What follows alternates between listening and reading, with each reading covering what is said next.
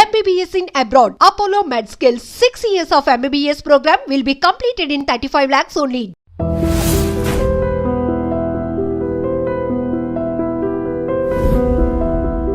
కానీ మీరు చేస్తున్న టైంలో 98 నుండి 2000 సంవత్సరం మధ్యలో ముషీరాబాద్ జైల్లో చాలా మంది నక్సల్స్ ఉండేవారు.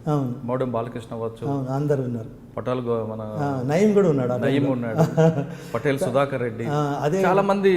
అదే విధంగా వీళ్ళు కూడా ఉన్నారు. ఏది పరిటాల రవి మర్డర్ కేసులో సూరి, వీళ్ళంతా కూడా అప్పుడు 99లో కార్ బాంబు కేసులో వాళ్ళు కూడా ఉన్నారు. దాదాపు ఖైదీలందరితో మాట్లాడుతున్నప్పుడు నిజం వాళ్ళు చేసింది నేరం అని మీరు అనిపిస్తుందా, లేదా క్షణికావేశంలో చేశారని గుర్తించారా, లేదా పగా ప్రతీకారాలకు చేశారా, లేదా డబ్బులు తీసుకొని చేశారా? అంటే ఈ 4 కేటగిరీలో ఎవరు మీరు ఎక్కువగా ఐడెంటిఫై చేశారు? అయితే ఇక్కడ నేను చూసింది ఏంటంటే పిక్ పాకెటర్స్ నుంచి మొదలు పెడితే, ఇంకా గుడంబా కేసుల నుంచి మొదలు పెడితే, ఫ్యాక్షనిస్టులు, నక్సలైట్లు, మాఫియా, ఐఎస్ఐ అందరితో కలిసేది, అందరికి ఏం సమస్యలు ఉన్నది అనేది మాట్లాడేది. ఎందుకంటే ఇక్కడ లీగల్గా వాటి చట్ట ప్రకారం ఇప్పుడు ఏంటంటే జైల్స్ అండ్ కరెక్షనల్ సర్వీసెస్ అంటాం, అది వాళ్ళని రిఫార్మ్ చేయడమే గవర్నమెంట్ ఉద్దేశం. ఎందుకంటే మన దగ్గర మన ప్రజాస్వామ్యంలో ఏంటంటే డిటరెంట్ పనిష్మెంట్ కాదు, రిఫార్మేటివ్ మనది. నా ఉద్దేశం ఏంటంటే ఖైదీలు ఎవరైతే ఉన్నారో చెడు ప్రవర్తన నుంచి వాళ్ళు మంచి వైపు తీసుకుపోవడం అనేది మన చట్టం యొక్క లక్ష్యం. ఆ లక్ష్యంతోనే నేను పబ్లిక్ ఇంట్రెస్ట్ లిటిగేషన్ ఫైల్ చేసిన.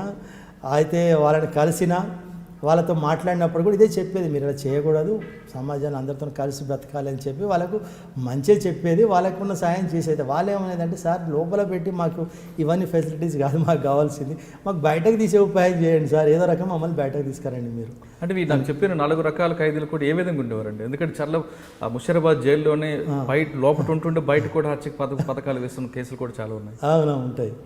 అయితే ఇక్కడ నయీం అనే వ్యక్తిని తీసుకుంటే బెల్లిలెత్ హత్యకు లోపల నుంచి పథకం వేశారు. అవునవును.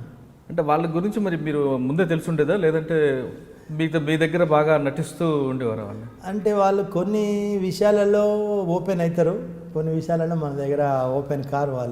వాళ్ళు చేసేది మేము కరెక్టే అంటారు. సపోజ్ ఫర్ ఎగ్జాంపుల్ మొదసిన విషయంలో తీసుకున్నట్టయితే, ఆయన బయట టీవీ ముందర వచ్చి చెప్పేది ఒకటి, మన ముందర చెప్పేది ఒకటి. లేదు 400 మంది రెడ్డిస్ కనిపించకుండా అదృశ్యం చేశారు అనంతపూర్లో పరిటాల రవి. కాబట్టి నేను 400 మందిని రెడ్లను చంపిండు కాబట్టి నాకు గర్వంగానే ఉంది చంపినందుకు, నేను నా కులం కోసం నేను చేసిన అనే ఒక విధంగా నాకు చెప్పుకున్నాడు. అండ్ ముషీరాబాద్ జైల్లో ఖైదీలు ఏ విధంగా పటోల్ గోవర్ధన్ అంటే వీళ్ళంతా ఎలా ఉంటారంటే, జైల్లో కూడా ఎలా ఉంటారంటే, లోపల ఏదైతే పెద్ద టాప్ మోస్ట్ ఏమంటారో క్రైమ్ లార్డ్స్ అంటాం కదా, వాళ్ళ లోపల కూడా క్రైమ్ లార్డ్స్ లాగానే ఉంటారు. వాళ్ళకి అన్ని ఫెసిలిటీస్ అవన్నీ సౌకర్యాలన్నీ అందుతూనే ఉంటాయి. పాపం చిన్న చిన్న ప్రిజనర్స్కి అయితే ఎలాంటి సౌకర్యాలు ఏమి అందవు.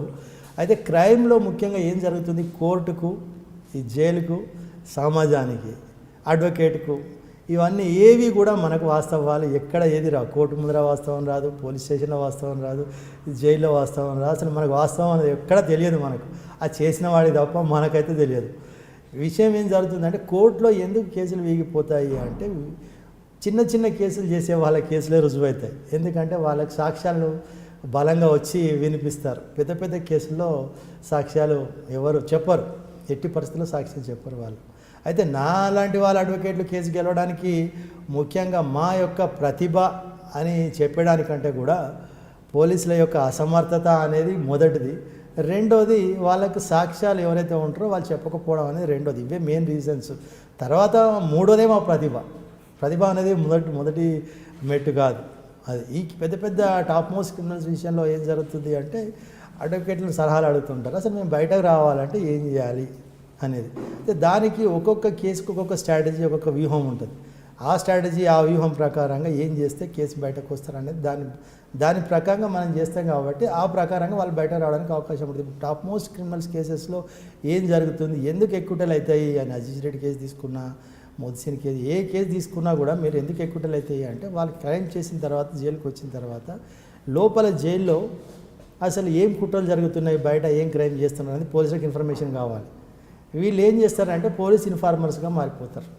ఈ క్రిమినల్స్ అందరూ కూడా లోపల దాంతో వాళ్ళు క్రైమ్ని ప్రివెంట్ చేయగలుగుతారు. బయట జరిగే క్రైమ్ని ప్రివెంట్ చేయడానికి ఈ criminals, Govardhan Reddy for example తీసుకున్నట్టయితే, ఐఎస్ఐ యాక్టివిటీస్ జరుగుతున్నాయి బయట. ఐఎస్ఐ యాక్టివిటీస్ని ఆపాలి అంటే పోలీసులకు ఇన్ఫర్మేషన్ కావాలి. మరి ఆయన మొత్తం చెర్లపల్లి జైల్లో ఉన్నా ఎక్కడున్నా కూడా దానికి ఒక వైస్ ఛాన్సలర్ లాంటాడు క్రైమ్కు. క్రిమినల్స్ అందరు అన్న అన్న అని అంటుంటారు, అందరూ ఆయన దగ్గరకు వచ్చి చెప్పుకుంటుంటారు కదా.